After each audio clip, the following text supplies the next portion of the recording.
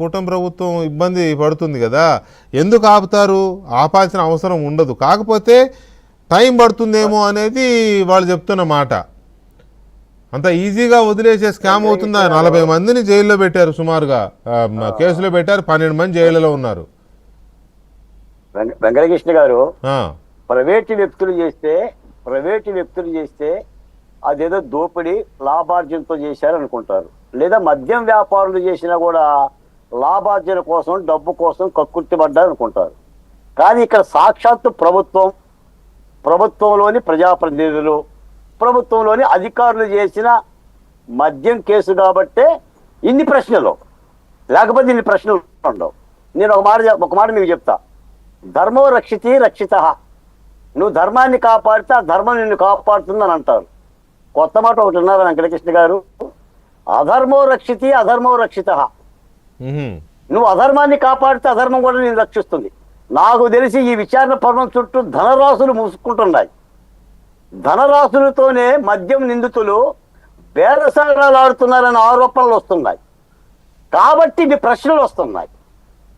కాబట్టి ఇప్పుడు మీకు ఒక మాట చెప్తా, మిత్రులు చెప్తున్నారు, నాకు తెలిసి అయితే ఆంధ్రప్రదేశ్లో సిట్ ఇప్పటి వరకు ఎంటర్ కాల, సిబిఐ ఎంటర్ కాల, ఈడీ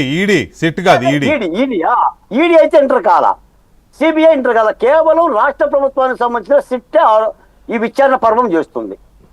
అక్కడ నేరస్తులు ఏమంటున్నారు, అవినీతి ఆరోపణలు ఎదుర్కొన్న వాళ్ళు ఏమంటున్నారు, అసలు మద్యంలో అవినీతి జరగలేదు, కూటమి ప్రభుత్వమే మద్యం అవినీతికి పాల్పడింది. సిట్టి మీద ఎంత దాడి చేస్తున్నారు? ఇప్పుడు అవన్నీ కూడా ప్రజల్లోకి వెళ్తున్నాయి కదా. మరి సిట్ ఎక్కడ చర్యలు తీసుకుంటుంది? సిట్టికి పేర్లు పెడుతున్నారు కదా, సిట్టు కథలను బేతాల కథలు అంటున్నారు కదా, సిట్టు అధికారుల మీద నిందలేస్తున్నారు కదా. మరి ఇదంతా ప్రశ్నలా బాబా? ఇప్పుడు మన వెంకటరమణారెడ్డి గారు చెప్తున్నారు, తొందరపడొద్దు, వేసి చాలా సాఫీగా సాగుతుంది అని. నేను ఒక మాట చెప్తున్నానండి, చూసి చించినా అదే, చూడకుండా చించినా అదే. చంద్రబాబు నాయుడు గారు లోపలేసేటప్పుడు జగన్మోహన్ రెడ్డి గారు ఇన్నేం ఆలోచించాల. నేను లండన్ పోయినప్పుడు ఎత్తేసారు పోలీసులు అని చెప్పాడు ఒకే ఒక మాట.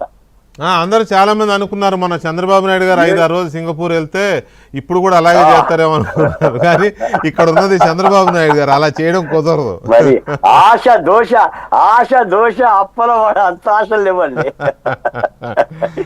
చంద్రబాబు నాయుడు గారు అలా ఇదిగా ఉండదు కదా జగన్మోహన్ రెడ్డి.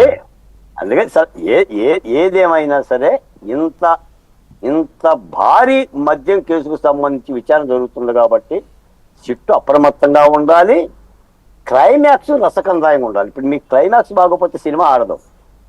నువ్వు సినిమా ఎంత తీసినా నిర్మాతకి నష్టమే, డైరెక్టర్కి నష్టమే, హీరోకి నష్టమే, హీరోయిన్కి నష్టమే. సినిమా ఆడాలంటే క్లైమాక్స్ బాగుండాలి, క్లైమాక్స్ కథ మొత్తానికి కూడా అందంగా ఉండాలి. ఆ పని ఏదో సిట్టు త్వరితగతిగా చెయ్యాలి. చూద్దాం క్లైమాక్స్ ఎలా ఉంటుందో మరి.